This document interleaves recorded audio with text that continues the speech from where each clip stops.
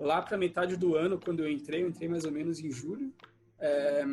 Nem lembro quantos funcionários tinha, mas no final do ano tinha mais de 1.000, né? Então foi realmente uma fase de hypergrowth que a empresa, se eu não me engano, acho que na época cresceu 800% em um ano, né? Então foi muito grande.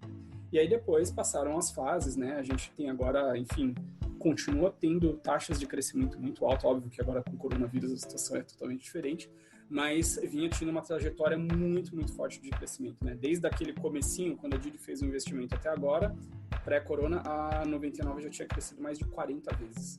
Né? Só no ano passado, depois pós-unicórnio, né?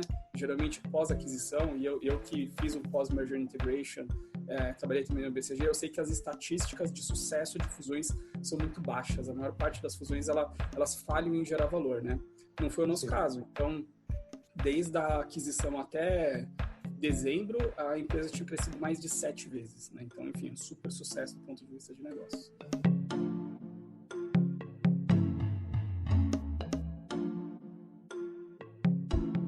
Olá, o entrevistado de hoje do Unicórnio Cast é Davi Miyake, diretor de operações e estratégia da 99. Davi ingressou na 99 em 2017 e presenciou de perto a transformação dela no primeiro unicórnio brasileiro. Quando surgiu, a 99 ingressou naquele que é hoje um dos mercados mais disputados do mundo e rapidamente o conquistou. Em 2018 foi adquirida pelo grupo chinês Didi Chuxing, que é o maior grupo especializado em mobilidade urbana do mundo. Atualmente, a 99 está presente em mais de 1.800 municípios pelo Brasil, atuando em todos os estados e possibilitando diariamente a locomoção de milhares de pessoas. No podcast de hoje, junto com o diretor do Startup Lab da SPM, Fernando Domingues, nós mergulharemos na realidade atual da 99, descobrindo um pouco mais sobre como é ser o primeiro unicórnio brasileiro. Davi, é um prazer ter você aqui conosco. Nós agradecemos por ter aceitado o convite. E, para começar, a gente gostaria de saber um pouquinho mais sobre você, por onde você passou, seus sonhos, seus objetivos e sua história até chegar na 99. Legal. Bom, José e Fernando, obrigado pelo convite mais uma vez. Tem sido um prazer aí participar dos eventos virtuais aí da SPM, né? Eu vou falar aqui para vocês sobre a minha trajetória, na verdade um pouco comprida, né? Eu já tenho quase 20 anos de carreira, então eu vou tentar resumir alguns pedaços. Enfim, depois vocês me perguntam, a gente pode entrar nos detalhes do que vocês acharem mais interessante, né? Então, a minha formação em engenharia, eu fiz engenharia de computação na Poli, mas fiz alguns estágios na área técnica, lá como programador, enfim, mas depois de formado, eu sempre trabalhei mais na área de negócios, né? Primeiro, numa parte mais de estratégia e desenvolvimento de negócios em empresas de telecomunicações e de tecnologia, então trabalhei na Oracle, trabalhei na Telefônica, né, lá naquela época, e depois eu fiz uma transição para consultoria de gestão. Eu trabalhei numa boutique de estratégia italiana, né? Aí eu fui fazer, depois disso, trabalhei mais ou menos 2 anos e meio, né? Foi um momento em que eu passei a ter uma visão mais ampla, não só de tech e telecom, mas de várias outras indústrias, vários tipos diferentes de projeto, né? E depois eu fui para o meu MBA, eu estudei em Wharton, lá nos Estados Unidos, né? Fiquei 2 anos lá. E eu sempre fui uma pessoa que gostou muito dessa parte de inovação, de tecnologia. Então, meu summer job foi em Venture Capital.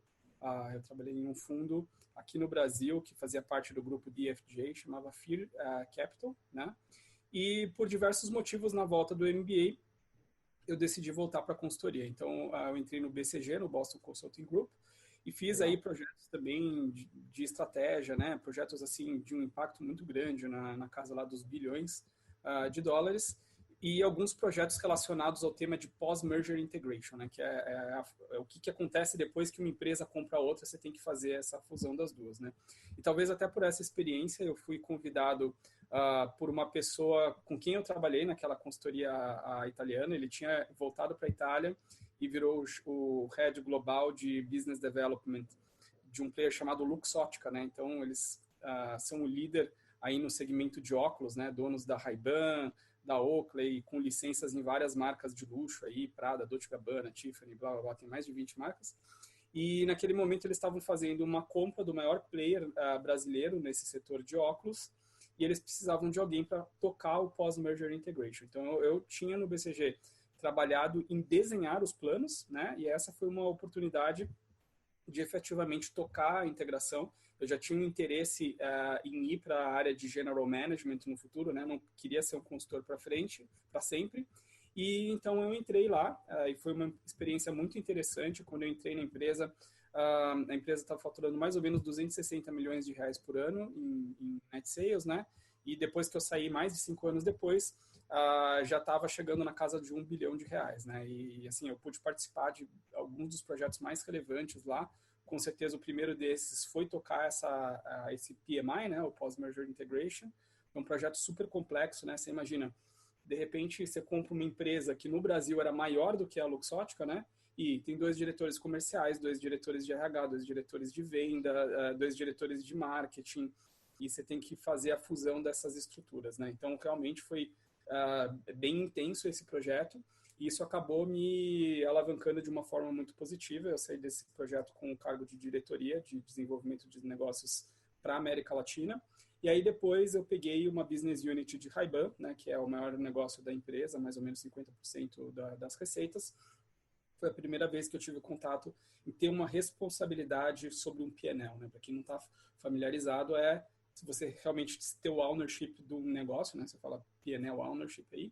E, enfim, então eu trabalhei bastante com isso, mas por final eu fiz uma mudança lá. Eu estava como diretor de canais digitais, basicamente, né? Chamava Consumer Innovation, mas basicamente eu cuidava dos canais digitais e dos projetos de transformação digital.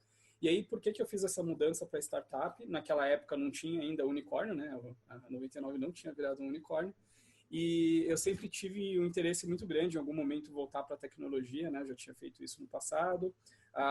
Enfim, um dos motivos... Eu estava muito bem na Luxottica, poderia talvez ficar lá por muito, muito tempo, né? Mas a gente estava numa crise de consumo, os projetos estavam sendo cancelados, e eu estava com medo de ficar obsoleto, né? Do tipo, ficar lá numa diretoria meio fat cat, né? Enfim, sem grandes projetos. Aí depois de 2, 3 anos perguntar, então, o que você fez? Eu vou falar, olha, na verdade, não teve grandes coisas lá. Então, tinha um pouco medo disso. E também, né, apesar de eu ser responsável por todos os projetos de transformação digital na época, ou dos mais relevantes, né, o e-commerce, a integração vertical com o varejo, plataforma de vendas B2B, né? Então, eram projetos muito interessantes. Eu vi aqueles temas de artificial intelligence e para mim me parecia uma coisa meio do outro mundo, né? Uma ficção científica. E eu fiquei com medo enfim, né? Não só de não ter projetos relevantes, mas ficar obsoleto como profissional. Então, eu tinha essa vontade de ir para a startup. Um headhunter acabou me convidando para conversar.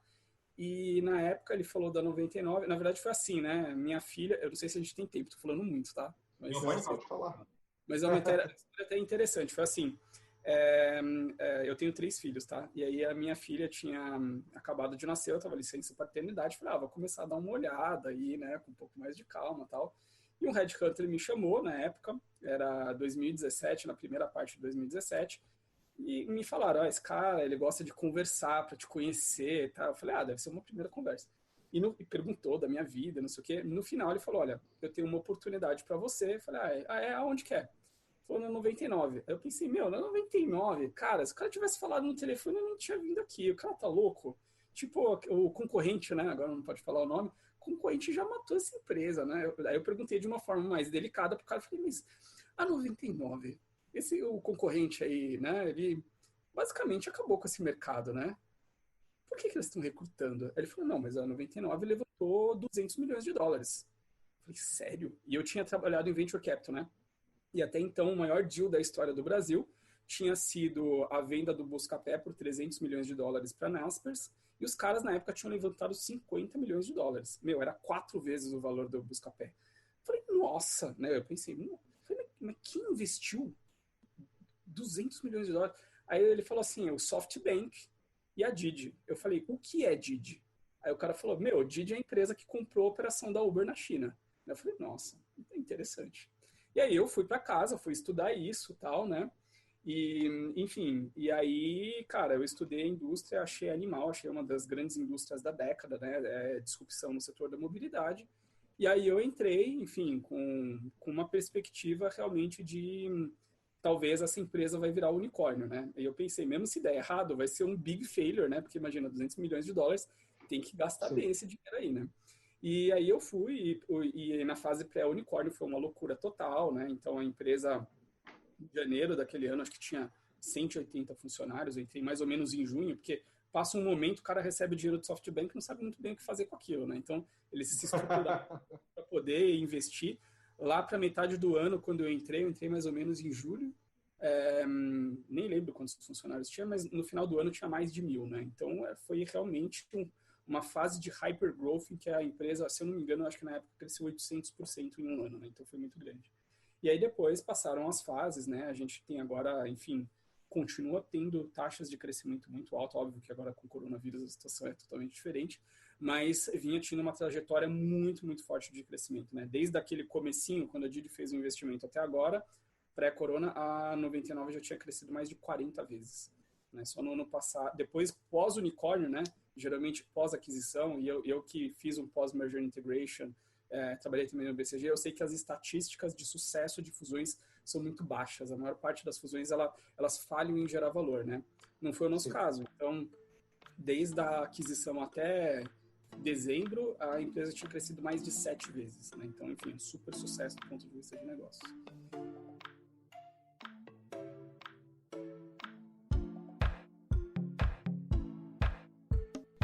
E toda essa mudança que você acabou vivendo de sair de uma empresa mais tradicional, ou talvez até uma empresa ainda estava mais para esse modelo de startup, foi uma coisa assim normal para você, ou você sentiu uma diferença meio brutal quando você Não, chegou a diferença lá no foi 99? brutal, né? De certa forma, eu já esperava um pouco isso e eu queria isso, né? Algumas pessoas meio que não entenderam, foi engraçado, né? Bom, geralmente quando você muda de emprego e tal, as pessoas vão no LinkedIn, te dão parabéns, não sei o quê. Eu lembro que na época ninguém falou nada e algumas pessoas falaram, tá tudo bem com você, né? Tipo, a galera achou que eu tinha sido demitido, né? Eu falei, meu, não fui. Talvez infelizmente, né? Porque como eu estava 5 anos ali, se me demitisse, ia ganhar um fundo de garantia ali, mas não, foi de propósito mesmo. E assim como eu contei para vocês, né, que quando o Red Country falou comigo, eu não entendia. Eu falei, mano, que tá louco essa empresa? E ninguém sabia o que é Didi, o que é SoftBank, Sim. unicórnio. Ninguém entendia esse negócio, né? Então, existiu, assim, sei lá, né? Até mesmo comigo mesmo, em alguns momentos, eu falei, nossa, será que eu fiz a decisão certa mesmo, né? Era numa multinacional, tava com um cargo super bacana, poderia ficar ali e tal, enfim. Mas realmente eu estava buscando aquilo e assim, uma coisa que eu digo, né, todo mundo, tem uma coisa, tem a Sheryl Sandberg, não sei se todo mundo está familiarizado, ela é CEO do Facebook, né, e ela Sim. escreveu, inclusive, alguns livros, né, mais recentemente aquele Plan B, né, enfim, e ela conta a história dela, aparentemente ela se formou, acho que, sei lá, acho que ela fez Harvard Business School, e aí ela recebeu um monte de propostas lá das consultorias, etc, etc, e no final ela acabou indo para uma startup também, que na época era o Google, né, e aí, famosamente, né, o que, enfim, ela diz lá, ela fala assim, olha, ela foi falar na época, o CEO era o Eric Smith, né, e ela chegou e falou assim, o que que eu vou fazer? Aí o cara virou e falou assim para ela, falou assim, quando você senta num foguete, você não escolhe o seu lugar, tá? E eu, assim, apesar de eu gostar da Sheryl Sandberg, honestamente, eu acho essa frase uma grande bobagem. Porque, meu, quando você vai lá no unicórnio, ele não vira unicórnio sozinho, entendeu? O foguete, ele não decola sozinho. Que sentar no foguete? Você tá louco. Né? Primeiro, você tem que fazer, você tem que ser um dos protagonistas para fazer esse foguete levantar. E segundo, meu, não dá para ficar sentado em cima do foguete do unicórnio, entendeu? Então, Você assim, cai, né? tomar o unicórnio aí é uma coisa complicada, né? E como especificamente nessa nossa indústria, é uma indústria que basicamente, né, no ride-hailing, né, as corridas por aplicativo, estão fazendo uma disrupção da indústria de mobilidade tradicional. Então, assim, os playbooks, né, ou a forma de fazer não estava definida. Então, não dá para chegar e Sim. falar assim, vamos usar aquela referência ali, não sei o quê. Cara, isso não funciona muito bem. Mesmo trazendo as experiências da Didi, né, que é o maior player global, o que funcionou na China para derrotar o nosso competidor lá, não necessariamente vai funcionar aqui, né? Então, a gente meio que teve que criar aquilo, né? E essa questão do protagonismo, ela é essencial. E não está feito, as pessoas não sabem direito o que fazer, nem todo mundo se adapta. Então, naquele momento, na 99, até mesmo pela injeção de capital, começaram a se contratar pessoas com perfil pouco mais tradicional no sentido de que não trabalharam a vida toda em startup, trabalharam em empresas maiores, né? E foi um momento de grande caos, assim, eu acho, tá? Para ser muito sincero e honesto, acho que o que funcionou, realmente existia um drive muito grande na equipe, né? E, enfim, e o pessoal tinha uma vontade muito grande de fazer aquilo acontecer e foi aprendendo no caminho, né? Davi, dentro da sua carreira tem um ponto que eu acho muito interessante que eu queria dar uma navegada por ele, né? Você passou pelos dois lados do mundo de startup. Você passou pelo Venture Capital, né? Na Fear Capital e agora dentro da 99. Como são as expectativas, as diferenças de expectativa dos dois lados? Como os dois players observam o ambiente de inovação e quais as diferenças desses dois ambientes? Eu acho que uma diferença essencial é assim, né? Quando você está do lado do Venture Capital, existe um conceito que é o conceito de portfólio. Então você tem lá, 10, sei lá, o fundo, estou inventando aqui. O fundo tem 100 milhões de dólares e você vai investir 10 milhões de dólares em cada empresa. Todo mundo sabe, né? Isso é historicamente, que só uma parte pequena daquelas empresas vai dar certo. Sei lá, se todas forem um fracasso, só que 9 são fracasso, uma delas é o Facebook, explodiu e você tem o retorno do fundo, né? Então, é natural, né? Óbvio, tem todo um processo de screening super complexo, enfim, você recebe literalmente centenas de applications, né, de empresas, e aí tem um funil para ver quem que vai lá e apresenta e discute, etc, etc. E só um número muito pequeno de empresas acaba efetivamente recebendo investimento. Então, existe um trabalho de curadoria muito importante, só que no final, ainda assim, existe um portfólio ali que mesmo aquelas empresas em que o time de VC dedicou uma super energia para ir conversar dos fundadores e modelo de negócio, blá, blá, blá, blá, já se espera que grande parte daquilo não vai funcionar. Quando você está do lado do empreendedor, você não tem um portfólio de chances ali, ou é aquela empresa vai funcionar, ou todo mundo vai ter que procurar um outro emprego lá, tá? Ou vai ter que abrir uma outra startup. Então, tem essa assimetria de risco, né?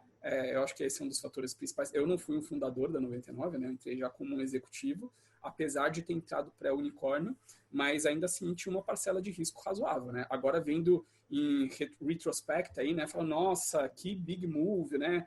Toda hora, vira e mexe, tem alguns amigos meus de indústrias tradicionais que vêm conversar, como ir para startup, nova economia, que agora a ideia faz sentido. Na época, aquilo lá era uma aposta de maluco, né? Enfim, eu tinha algumas insider informations aí que me fizeram acreditar que tinha uma chance maior, mas enfim. Então, existe sim essa questão do risco. E, assim, é óbvio, a diferença mais óbvia é do lado do Venture Capital, é muito análise dos empreendedores, análise de modelo de negócio, entender, puxa, quais são os capabilities que aquela empresa não tem, através das nossas conexões aqui, como é que nós vamos ajudar isso, ou o cara vai precisar de mais dinheiro ali na frente, então já vamos pensar em como é que vamos ajudar ele no próximo round, etc, etc. E na startup é uma questão muito pesada de execução, né? Então, você está lá e principalmente na hora de escalar. Óbvio, tem a parte estratégica, mas estratégia sem execução não é nada. E na startup, então, é menos ainda. Né? Você tem que ir lá e fazer o negócio. É melhor uma ideia bem implementada do que uma ideia genial que não sai do papel. Né? E dentro disso, né, que você está comentando, é muito engraçado, porque a gente teve essa mudança muito intensa, né, ali de 2015 para cá era essa grande aposta, mas que hoje já é uma coisa completamente normal, principalmente porque esses startups ficaram gigantes, de eu precisar contratar executivos de empresas tradicionais, porque senão eu não tenho mais mão de obra disponível, né? Então eu preciso executar, e isso é uma coisa que a gente está vendo cada vez mais. Então hoje, eu acho que você está comentando seus amigos perguntando, é um caminho, acho que até hoje faz parte do plano de carreira de muita gente, né? Uhum. A ideia de que, eu estou aqui, eu vou me desenvolver, mas depois eu vou ali para outro lugar, eu vou trabalhar na nova economia, eu vou trabalhar numa startup que cause impacto, né? Então, é uma mudança de caminho grande. Ô, Davi, eu vou fazer agora uma alteração aqui de foco, para a gente poder entrar um pouquinho na 99 em meio a esse momento de crise, né? Sem dúvida é um assunto que todo mundo tem curiosidade de saber por quê. O coronavírus veio aí que nem um meteoro, né? Ele foi lá e tirou todo mundo do eixo. Todo mundo estava achando de uma direção X, levou aí uma balroada e está tendo que se virar, né? Mas, sem dúvida, um dos setores mais prejudicados no mundo inteiro foi a mobilidade. Principalmente porque a gente está falando de distanciamento social, estamos falando de lockdown, estamos falando de quarentena, então as pessoas começaram a se movimentar menos, com uma exigência aí da própria OMS, de todos os órgãos de saúde, né? Eu acho que, assim, se preparar para essa crise é uma pergunta completamente louca, porque acho que ninguém se preparou, mas o quanto vocês acham que vocês estavam minimamente preparados para isso e como é que vocês têm reagido nessa situação atual? Tá, então, bom, que nem você falou, né? Tudo que a gente está vivendo do coronavírus é um tipo de Black Swan do século, né? Então, aí, para quem não está familiarizado, Black Swan é aquele livro lá, né? Enfim, que fala desse conceito de eventos extremamente inesperados, né? Mas que tem um impacto desproporcional, né? Então, a gente está aí no meio desse Black Swan e é difícil você se preparar para um Black Swan, mas o que é importante é a sua capacidade de reação, né? Então, isso aí acho que é um conceito importante. Por outro lado, por incrível que pareça, a 99, eu acho que talvez era uma das poucas empresas que tinha já um pouco de insight. Por quê? Porque a Didi é uma empresa chinesa. E ela viveu isso antes, né? Então, inclusive, assim, a gente vinha acompanhando numa época em que todo mundo falava, isso daí, o resfriado, não sei o que. Até antes de falar do resfriado ali, mandavam até pessoas que a gente acredita lá, o número de mortes de resfriado versus coronavírus, não sei o que. Mano, esses caras não sabem o que eles estão falando. Esse vírus ele tem uma taxa de contágio enorme e se escapar da China, esse negócio vai contaminar o mundo inteiro que ninguém está sequer esperando. Então a gente já tinha essa visibilidade e quando a gente viu que estava começando nos Estados Unidos, na Europa e estava chegando no Brasil, a gente já estava começando a discutir quais que eram os cenários de lockdown, né? Então, de certa forma, a gente já estava preparado.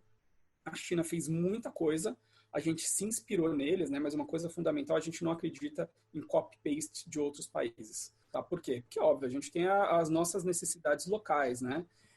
Então, muita coisa do que foi feito lá eram coisas que eram pedidas pelo governo que no Brasil, em um determinado momento, não fazia o menor sentido.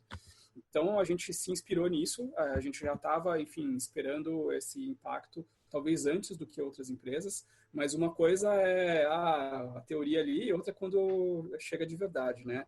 E foi assim, colocou as premissas dos nossos negócios de ponta cabeça, que nem você falou. Poxa, as pessoas estão em isolamento social e a gente tem um aplicativo que é para mover as pessoas de um lugar para o outro. O que a gente fez? Na verdade, o segredo aqui foi colocar a nossa missão no centro, né? Então, o mundo mudou, mas não a nossa missão. Então, a nossa missão é to make a better journey, né? E traduzindo isso no português, é fazer uma melhor jornada. E nesse momento, o que é make a better journey? É ajudar as pessoas a atravessarem esse período de pandemia da forma mais segura possível, né? Então, nós fomos uma das primeiras empresas, junto com um grupo aí de outras empresas, fomos um dos líderes do movimento que chama Distância Salva.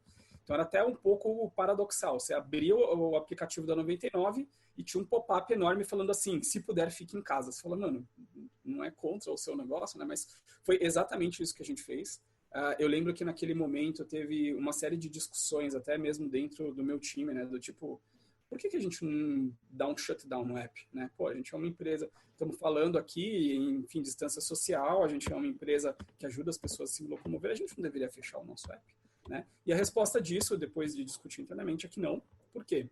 Porque muitas pessoas, elas precisam sair de casa, né? E, inclusive, algumas pessoas, essas pessoas, quando elas decidem sair de casa, essa decisão já está tomada. A 99 não é porque, existe a 99, eu vou. Meu, ele já decidiu sair. E a gente sabe que o nosso serviço tem um perfil de risco de contágio que ele é melhor, por exemplo, do que você ir, nesse momento, em um transporte público. Transporte de massa, né? Por quê? Porque lá no transporte de massa você tem um risco de contágio N para N, né? Então tem várias pessoas, perto de várias pessoas, num ambiente fechado e às vezes até um olhando para frente do outro ali, né? No carro, no 99 Pop ou no táxi, cara, você tem um risco de contágio 1 para 1 e o setting são pessoas que, por definição, elas não estão olhando face to face. Né? Então, isso já, por natureza, ele já reduz. Então, o que a gente colocou também, né? Que realmente a gente acredita que o nosso serviço pode ter um impacto positivo e aí o nosso objetivo é colocar ao máximo uma redução nesse risco de contágio dentro do carro. Então, o que a gente tem feito? Né? Algumas ações muito concretas, a gente tem mais de 10 ações aí bacanas, eu nem vou entrar em todas aqui pela questão do tempo, Mas falando especificamente dessa questão do risco de contágio, a gente está com uma tecnologia que chama Fog in Place. Então, a gente tem centrais de descontaminação, são 10 centrais em 8 cidades já do Brasil, em que você tem a mesma tecnologia usada para fazer desinfecção hospitalar, tanto no Brasil quanto na Europa, né? Então, ok, é uma névoa de um produto que é certificado pela Anvisa, então ele destrói o vírus, tá? Isso é 100% de certeza da Anvisa e tal. E ele cria uma camada de micropartículas que tem um efeito residual de 72 horas. Então, é quase como se fosse um campo minado para o vírus. O vírus toca naquilo, a membrana dele é uma membrana de gordura e ela explode em contato com esse produto, né? Então, a gente, óbvio, né? Não estou falando, entrou lá no carro da 99, você não vai pegar o coronavírus. Isso não é verdade. Mas a gente tem como afirmar, né? E tem laudos aí dos fornecedores mostrando que tem sim um efeito residual que diminui o risco de contágio. Além disso, a gente fez uma compra, uma maxi order aí de 550 mil máscaras, né? Então, é um fornecedor nacional, então não vai ficar preso na alfândega, já está em produção, já começamos a distribuir e a gente acredita que fazendo ações como essa, não só pelo setting, né, do ambiente que nem a gente falou, né, one-to-one, uma pessoa virando para frente para outra, então a gente consegue reduzir ainda mais, né? Então a gente acredita que a gente pode ajudar e esse é um fator que vai ser relevante não só agora, mas também mais para frente, né? Então, enfim, deu uma resposta longa aí, mas é para falar um pouquinho de como que a gente reagiu e como que a gente está adaptando os nossos negócios para essa nova realidade. Né? Hoje você está num cargo onde você tem a função de gerir as operações nos 1.800 municípios que a 99 atua no Brasil, né? O coronavírus dificulta isso, mas acredito que no dia a dia já é uma missão muito complicada. Como é essa experiência? Quais são algumas das dificuldades que vocês encontram? E como você vem reagindo às dificuldades que um país continental apresenta? Olha, a experiência eu acho muito interessante, né? Então a gente tem times regionais, né? Para as maiores cidades do Brasil, você tem equipes que moram nas regiões, né? Então a gente tem operações em vários lugares do Brasil, mas obviamente não dá para gerenciar 1.800 municípios com um time em cada um deles, né? Então muita coisa é feita de forma remota.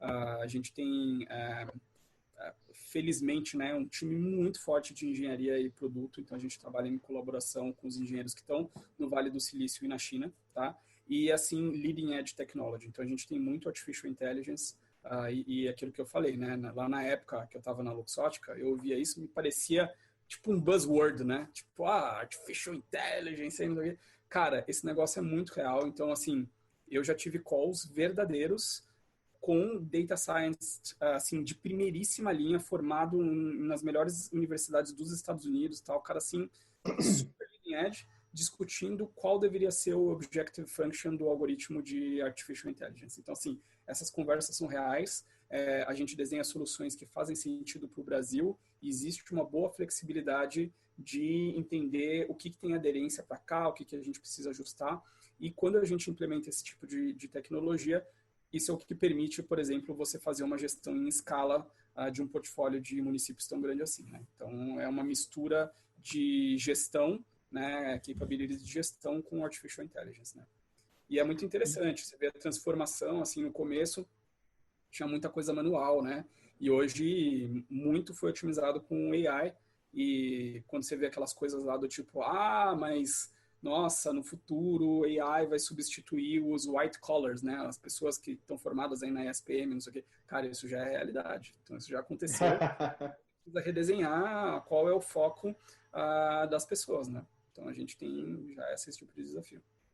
Você acabou de citar uma coisa que é um fator que a gente fala muito em Startup Lab, que é fundamental quando a gente fala de startup, que quando você comentou, né? Você não pode fazer uma microgestão, né? Não adianta você ter uma subsidiária da 99 em cada município, você precisa trabalhar com alguns modelos de gestão em escala, né? Que é uma das características essenciais que as startups têm que ter, né?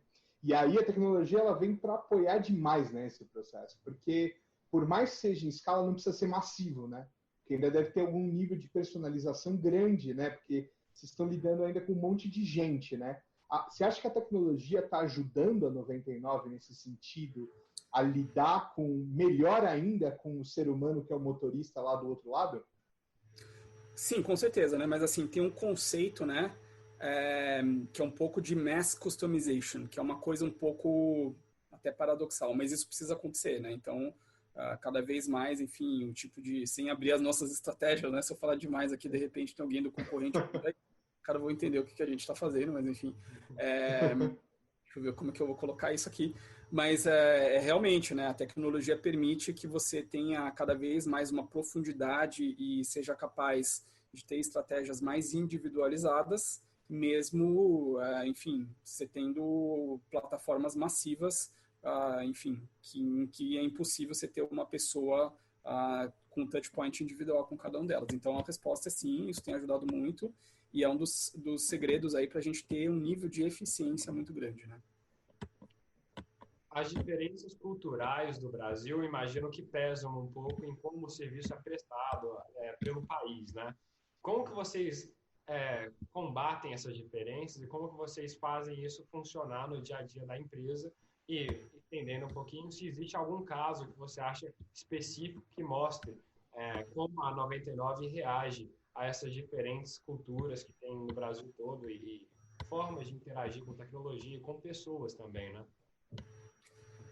Deixa eu ver se eu entendi a sua pergunta. A sua pergunta é diferença entre Brasil e China ou diferença Não, dentro... no Brasil mesmo, por região, né? Você pega, por exemplo, São Paulo, sim. a penetração que uma tecnologia como a que a 99 apresenta é muito maior do que no Nordeste, numa cidade do interior, por exemplo. Então, Tá, como legal. Não, diferença cultural você... tem... Acho que assim, talvez uma diferença central, vamos ver se eu consigo trazer isso, né? Enfim, é até a adoção de novas tecnologias, né? Então, por exemplo, aqui em São Paulo, ou no Rio de Janeiro, ou outras cidades, a grande parte das pessoas já sabe o que é ride-hailing, né? Até as pessoas de menor poder aquisitivo já usaram o nosso serviço ou um serviço de ride-hailing alguma vez na vida, a essa altura do campeonato. Ou, no mínimo, já ouviram falar. E aí, enfim, aqui a nossa comunicação, olha, você sabia que para o mesmo carro, o mesmo motorista, você paga menos na 99? Por que você vai escolher o outro? Então, assim, você consegue fazer esse tipo de comunicação. Quando você vai numa cidade pequena, lá talvez o cara não saiba o que é. Então, você precisa educar ele sobre o que é ride-hailing. Então, tem essa questão, acho que é uma das diferenças culturais em termos de adoção tecnológica, né? Tem uma questão também que eu acho importante, que é, enfim, aí a gente entra muito nos detalhes, mas para a gente é relevante, que é quem usa dinheiro ou cartão de crédito. Aqui a penetração de cartão de crédito em São Paulo ela é muito alta, né? Lá, se você vai para o norte e nordeste, o uso de dinheiro é muito, muito, muito alto. Então, tem questões de comunicação, né? Enfim, de várias coisas relacionadas a isso que são importantes da gente trabalhar. Tem uma questão também que é de ser hyperlocal, né? Então a gente acredita muito nisso. Então as nossas comunicações, óbvio, tem uma estratégia nacional, mas a gente tenta trazer exemplos e trazer, enfim, quando a gente vai falar das coisas, falar do que está acontecendo naquela cidade, não necessariamente no Brasil como um todo, né? Então a gente tem aproveitado bastante isso. Agora, você falou muito, a gente está falando bastante de cultura, né? Uma coisa que eu queria saber é o seguinte. Primeiro, vocês são uma startup ainda, né? Imagino que esse modelo de negócio da 99 ainda vai evoluir, né? Ele ainda não está estabilizado, né? Então, vocês são uma startup ainda. Eu queria saber, mas agora vocês são um bicho enorme, né? E tem aí tem uma empresa mãe aí que é maior ainda. O quanto da cultura ágil da startup ainda continua presente dentro da empresa? E se existe alguma diferença cultural muito grande entre a Didi e vocês? Alguma coisa que vale destacar nesse sentido? Olha, assim, a gente tem um nível de agilidade e autonomia muito grande, eu acho. Óbvio, né? Agora a gente é mais estruturado, né? No passado ali, naquela fase pré-unicórnio, aquilo, sendo muito honesto aqui, era bagunçado, tá? Tipo, é uma coisa ali que, enfim, óbvio, considerando também que a empresa escalou naquela velocidade, tem que respeitar também as pessoas que conseguiram construir aquilo num momento como esse. Mas, assim, faltava muita estrutura que hoje a gente tem. Por outro lado, eu, né, que cuido da parte de operações, né, que faz a gestão do P&L do nosso negócio, operação das cidades, produto, a gente tem um nível de autonomia muito grande, né? Então, eu acho que essa agilidade, ela continua.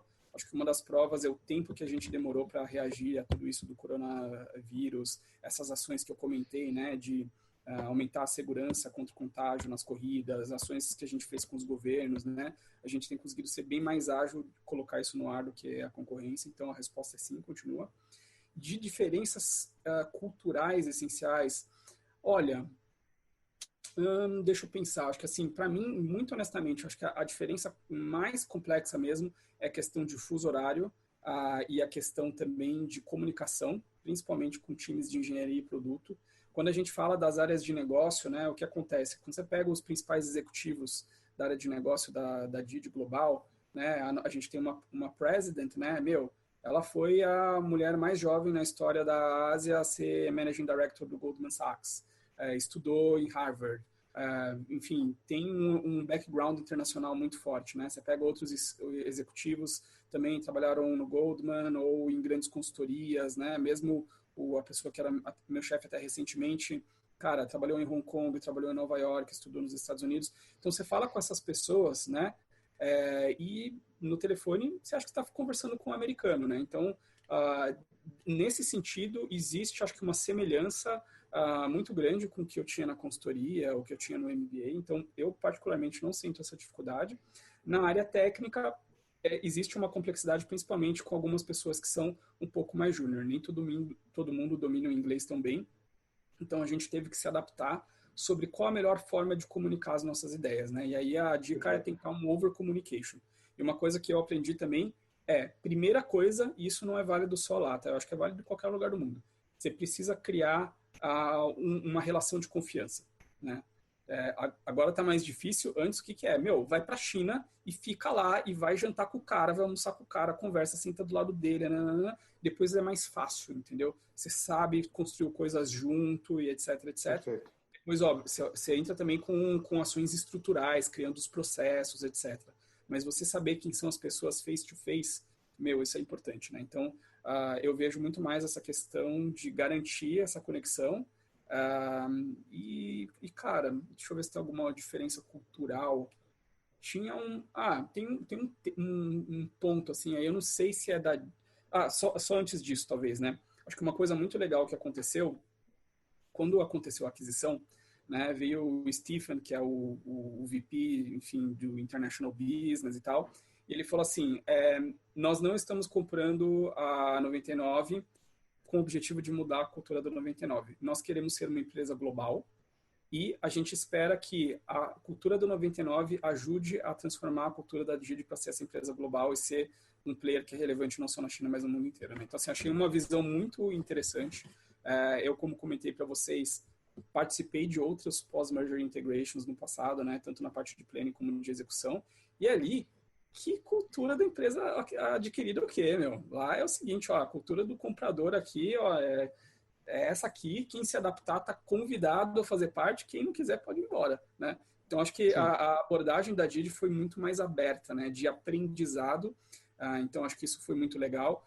Existiam valores já muito fortes nas duas empresas e foi feito um trabalho de sincronização desses valores, né? Alguns eram de para e outros, inclusive, que foi legal, é que a gente meio que mudou os valores da Didi Global com alguns elementos que existiam no Brasil, né? Então, existiu essa discussão real, né? O pessoal levou muito a sério isso, que eu acho que é muito bacana. Tem uma diferença também, talvez, da parte estratégica, né? E aí eu não sei se é Didi ou uma pessoa que estava no Brasil aqui antes, na época. Hoje eu estou ocupando essa cadeira, né? Mas no passado tinha uma outra pessoa que ocupava essa cadeira pré-unicórnio, que era o nosso chefe. E era uma pessoa com background de ter trabalhado no concorrente, ter trabalhado numa consultoria ali, lá nos Estados Unidos e tal. E a filosofia dele era assim, olha, vamos lançar 15 iniciativas, a gente só tem dinheiro para fazer 5, não tem problema, você vai fazendo aí, vê o que está dando certo, que dá, você escala, realoca o dinheiro e as outras você mata tudo. Darwinismo, assim. Darwinismo total, né? É isso. Levava o time em burnout, né? E era uma filosofia pessoal dele ali. E agora não, né? A estratégia da Didi, enfim, é realmente uma coisa assim, vamos definir uma estratégia de alto nível, essas são as prioridades e a gente vai fazer uma coisa muito mais estrutural e organizada. Eu, particularmente, gosto muito mais de trabalhar num ambiente como esse, tá? Mas, enfim. Então, eu acho que essa mudança foi uma mudança para melhor, tá? E eu tenho achado muito interessante também de conhecer essa outra referência em inovação que é a China, né? Eu sempre trabalhei em empresas europeias e americanas, e, sou super fã dos Estados Unidos, óbvio, né? Estudei em Wharton aí por 2 anos, também da Europa, mas, cara, eu acho que não dá para fechar os olhos. A China é uma referência cada vez mais relevante, né? Com certeza. E você mencionou que teve uma diferença ali do pré-unicórnio e pós-unicórnio dentro da 99 nessa questão de estruturação, né? Quais foram outros pontos que você notou que mudou na cultura da 99 e quais você acha que foram positivos e alguns que não tenham sido tão positivos para a cultura da empresa? Olha, eu acho assim, né? E até é meio duro de falar isso aqui, enfim, mas posso falar de forma aberta. A minha sensação é que antes da venda, principalmente no final, né? Quando a gente estava querendo ser unicórnio, o objetivo daquele management team que estava lá, e são pessoas muito boas, tá? Não vou criticar eles de forma nenhuma, muito menos os fundadores, sou mega fã aí. Mas o objetivo naquela fase final, talvez no último quarto de 2017, era crescer para vender a empresa. Então a gente estava building, né, to sell. Nada errado nisso, os caras queriam virar milionário, tá tudo certo, nenhum problema quanto a isso, tá? E aqui agora, depois disso, né, depois da aquisição da Didi, acho que a gente está building to last, né? Então, assim, existe uma visão de longo prazo de realmente transformação da mobilidade no mundo e no Brasil, né? Assim, ações estruturais pesadíssimas, assim, e todo mundo está comprado nisso, né? Então, não é que a gente tem um objetivo aqui, então vamos vender ali para o Google, assim, não existe, né? Então, realmente, a Didi tem uma ambição de ser uma das grandes novas empresas de tecnologia global, não só da China, né? Acho que o caminho é bacana para isso. Enfim, eu acho que essa foi uma mudança cultural importante de ter esta visão de transformação de longo prazo, que não está só em um discurso, né? E de novo, a visão, a 99 pré-unicórnio era muito purpose-driven, tá? Mas no final, o pessoal estava querendo vender ali, tanto é que ninguém ficou daquela turma. Não ficou ninguém e nada errado nisso, tá todo mundo tranquilo quanto a isso. Mas enfim, acho que como visão de empresa, agora a gente tem essa visão mais de longo prazo. Você está falando... Desculpa, pode continuar. E eu estou pensando aqui coisas que não foram muito boas, tipo, questão cultural. Eu nem sei se não é bom isso, mas eu acho, assim, é uma questão, tem formas de ver, né? A Didi, quando chega à conclusão que alguma coisa que você está apostando não faz mais sentido, ela corta aquilo e a gente segue em frente. Tá? Então, enfim, vou te dar um exemplo real que já aconteceu no passado, enfim, não é um problema falar sobre isso, porque saiu na mídia, inclusive. Quando a Yellow entrou, né, e a Lime, aquele negócio era a bola da vez, né? Então, você via todo mundo estava saindo na capa das revistas, né, no Jornal Nacional. Espera um pouquinho. A paleta mexicana de 2019, né? Exatamente. Então, era aquele negócio, nosso próximo unicórnio, e todo mundo estava falando nesse negócio. E a gente realmente chegou a fazer um business plan, estava se preparando para lançar, estava tudo pronto. Ia fazer um maxi order na China ali para comprar X mil bicicletas.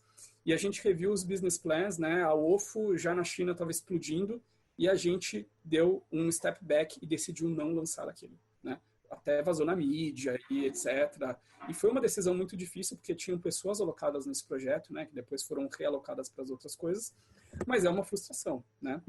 Mas eu sou da filosofia que é duro você abandonar a noiva no altar, mas talvez seja menos pior do que abandonar a esposa com o filho de 1 ano depois de 6 meses, né? Então, assim... É isso aí. Enfim, hoje em dia, vendo também em retrospecto, eu acho que foi uma decisão sábia, né? Infelizmente, esse negócio de micromobilidade não estava em um patamar de maturidade que fizesse ele ser sustentável, né? Então, a gente viu, infelizmente, o que aconteceu com a Grow. Eu tenho grandes amigos que passaram por lá, assim, e gosto muito e aprecio a coragem deles, mas a gente vê que aquilo não conseguiu chegar numa escala que era a ambição de todo mundo. Então, eu acho que essa questão que é talvez mais polêmica, a gente está indo aqui, chegamos à conclusão que não vai dar, beleza, não tem nenhum problema, step back. Né? E isso é um pouco polêmico, algumas pessoas não se sentem confortáveis com isso. E eu consigo... E dentro disso que você está falando, Davi, principalmente daquela questão de você ter um time gerencial que o foco deles era preparar a empresa para venda, acho que até tem um comentário que o Draper, da Draper University, né, o VC americano lá, bem conhecido, ele comenta, né, que ele fala vício, né? Mas na verdade o que ele diz assim, esse extremo foco que a startup tem de precisar de capital para crescer rápido, numa velocidade absurda, no final, você acaba tendo que ter um foco de que, assim, a minha meta agora é conseguir o meu próximo investimento, o meu próximo investimento e o próximo investimento. E ele fala uma coisa interessante que se em algum momento você não começar a olhar que não é o próximo investimento, você tem que fazer o build to last, você vai ter que crescer em algum momento ou cada vez menos preocupado com o investimento, ou até não dependendo dele, ou chegando no nível de IPO em que o investimento se torna uma coisa contínua, porque senão você vai ficar viciado numa coisa que não vai ter mais, né? Porque o foco vai chegar uma hora que a coisa vai chegar. E isso é um baita desafio, né, para a startup, porque a gente, ajudando aqui a desenvolver, a gente sente sempre tentar passar essa importância de como que o capital pode ajudar você a ser rápido, então você precisa ter um modelo escalável e que, através de um investidor, etc., você consegue fazer isso mais rápido. Mas, cara, se o propósito não ficar vivo, depois que o investimento chegar, você vai chegar lá em cima e vai falar assim, tá, o que eu estou fazendo aqui? Eu virei um bicho desse tamanho, por que motivo? Esse dilema é uma coisa que bate bastante nas startups, né? Qual é a sua visão um pouco sobre isso? Olha, assim, né, eu acredito que tem fases, né, no desenvolvimento das empresas. No começo, né, tem aquela questão de product market fit, e vamos testar, e depois você pode pivotar, e depois tem um momento em que você entendeu e realmente tem que escalar. Então, eu acredito que tem um momento que você não deveria estar tão focado mesmo na rentabilidade. Só que nem você falou, esse momento chega uma hora que acaba, né, e vira um vício. E a gente sabe do que aconteceu aí, né, o SoftBank, ele acabou perpetuando para muitas empresas essa fase, e tem que ter um way out, né? Você tem que ter um modelo de negócio sustentável e ter um plano para você entrar em rentabilidade. Isso daí não deveria ser uma coisa, uau, agora a empresa é rentável. Gente, a maior parte das empresas no mundo, elas precisam ser rentáveis, né? E eu acho que o que aconteceu com o WeWork, ele completamente destruiu essa filosofia de top line growth eterno, né? Então, hoje em dia, Sim. felizmente também, acho que a 99 já vinha com essa preocupação em eficiência, né, em crescimento sustentável, e eu acho que isso é uma coisa que tem que estar na cabeça do empreendedor desde cedo. Normal que talvez tenha um momento de scale up ali, que ele vai focar mais em chegar em critical mass, mas precisa já ter um plano de futuro de, ok, depois disso, como é que a gente vai fazer, ou quando que a gente vai reduzir os incentivos, e qual é o unit economics que viabiliza o meu negócio no longo prazo. Isso é fundamental, né? E agora, acho que a gente já está chegando aqui no final. Eu vou fazer uma pergunta e vou deixar depois a última pergunta para o Zé. São perguntas, na verdade, que a gente sempre termina pedindo conselho, né? A gente sabe que tem um monte de empreendedor vendo aqui e a gente pede conselho. O meu primeiro conselho é o seguinte: com toda essa sua experiência dentro desse mundo de startups, tanto como no lado dos investidores, agora como no lado atuando aí para fazer a coisa acontecer, que conselho você dá para jovens empreendedores, como, por exemplo, foram os fundadores da 99, e que querem criar uma startup, transformar ela em unicórnio? Que tipo de conselho você daria para essas pessoas hoje? Olha, eu acho que duas coisas, né? Primeiro é entender profundamente quais são as necessidades que existem aqui no Brasil, né, no mercado local. Então, assim, o que realmente é relevante e que tem uma oportunidade de disrupção, né, de fazer uma transformação. Quais são essas indústrias? E esse momento que a gente está vivendo é um momento interessante, né, em que vários modelos de negócio estão sendo colocados à prova, né? Então, eu nem vou entrar aqui nas áreas, mas, enfim, né, educação, comunicação à distância, telemedicina, enfim, tem um monte de coisa, né? O que você pode fazer para, enfim, reduzir o contato e ter identificação das pessoas. Tem várias áreas que são promissoras, e não é só por 2, 3 meses, é uma tendência aí de longo prazo, né? Então, realmente identificar quais são as oportunidades. Não precisa ser só relacionado ao coronavírus, óbvio, né? Mas, então, prestar muita atenção.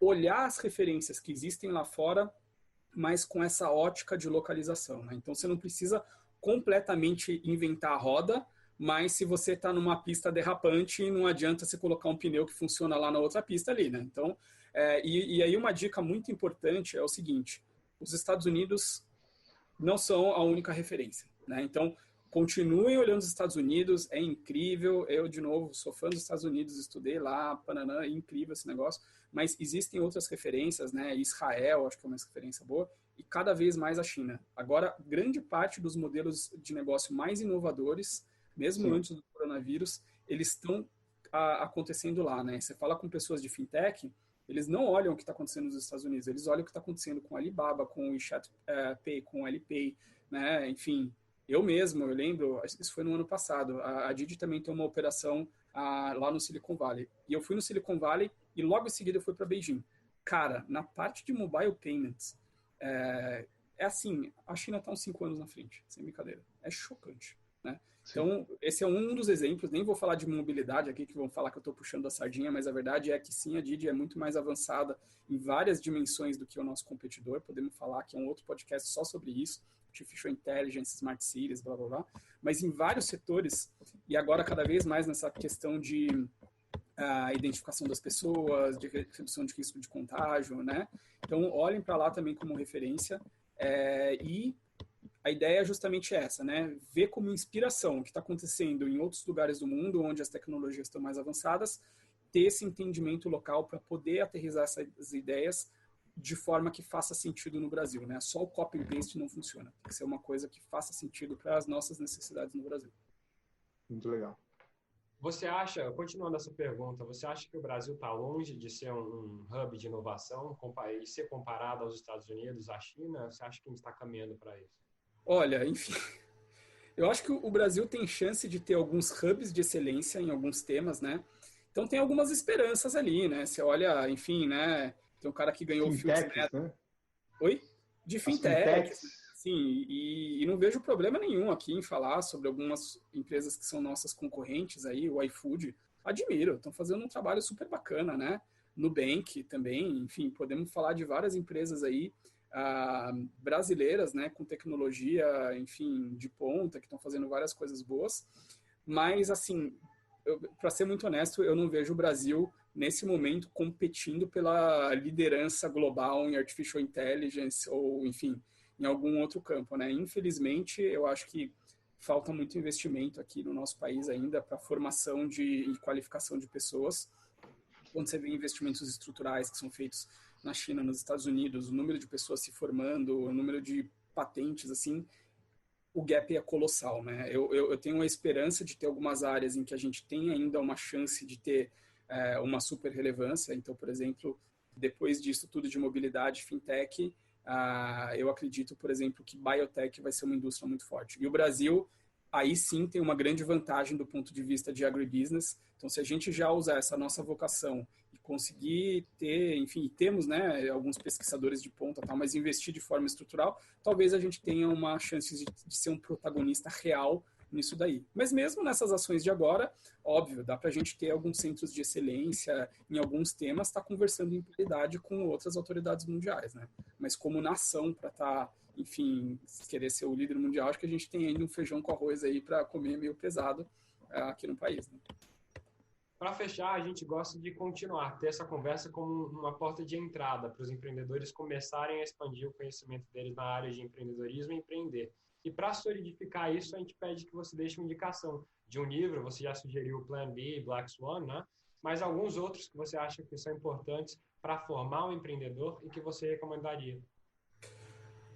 Olha, deixa eu pensar aqui, assim, eu sou um pouco cético, para ser muito honesto, assim, em geral, eu não gosto tanto de livros de negócio, assim, eu acho que, com perdão da palavra, tem muita buchitagem por aí, mas tem alguns que eu gosto, tá? O Black Swan é muito bacana, recomendo, enfim.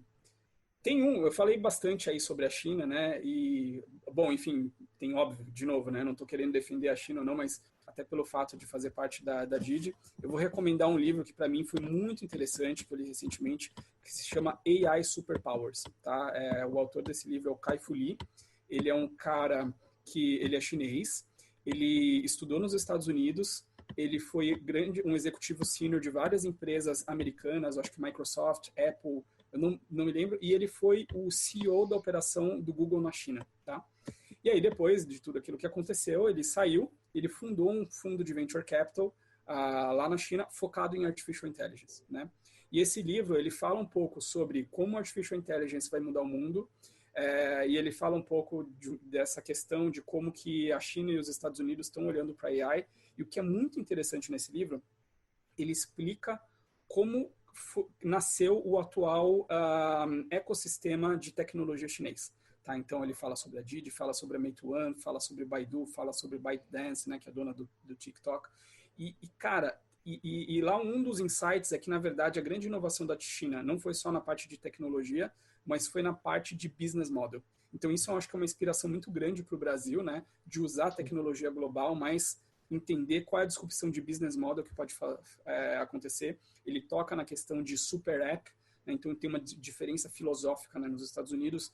Existe essa questão, até pelo menos recentemente, né, de single app for single purpose. Né? Então, você tinha um aplicativo para ouvir música, um para você falar com seus amigos, um para ver vídeo, né? Acho que a coisa mais simbólica disso foi quando, uns 2 anos atrás, 1 ano e meio, o Facebook separou o aplicativo do celular em Timeline e Messenger. Né? Então, eles quebraram mais ainda. Lá na China existe o conceito de super app, né, que é o conceito do WeChat.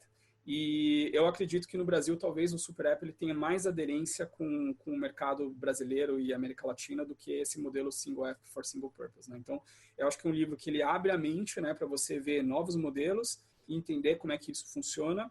Então, isso ajuda um pouco o empreendedor em fazer uma reflexão sobre quais são os capabilities que podem funcionar melhor no Brasil. Né? Então, eu recomendo esse.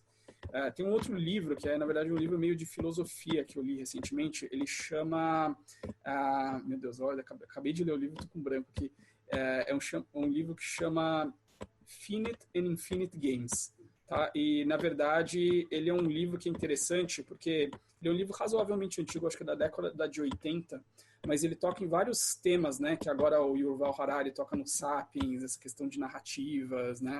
Então ele já fala que, na verdade, tudo é uma narrativa e tal. E ele é um livro meio que fala sobre a formação de sociedades, né? Sobre cultura. Então, para startup, como é que você vai convencer aqueles caras super qualificados a não irem trabalhar lá no BCG, no Goldman Sachs, na Bain Company, ou no programa de trainee e trabalhar para você ganhando 1/3 do salário na sua startup. Então, tem uma questão aí de cultura muito relevante e Sim. Eu gostei desse livro. É um livro meio denso, pesado. Ele não é um livro com o objetivo de formar empreendedores, mas que eu li bem recentemente, eu achei legal, então deixo uma dica aí também.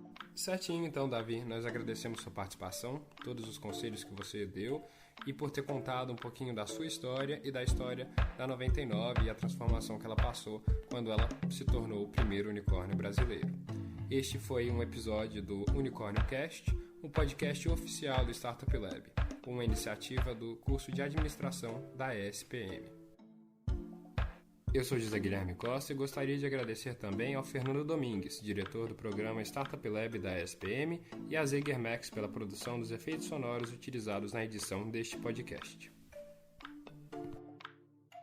Para mais informações sobre empreendedorismo, startups e inovação, visite o nosso Instagram, @startuplab_ESPM. Lá você encontrará novidades sobre esse podcast e também as mais diversas curiosidades sobre o mercado brasileiro e internacional de startups. Obrigado.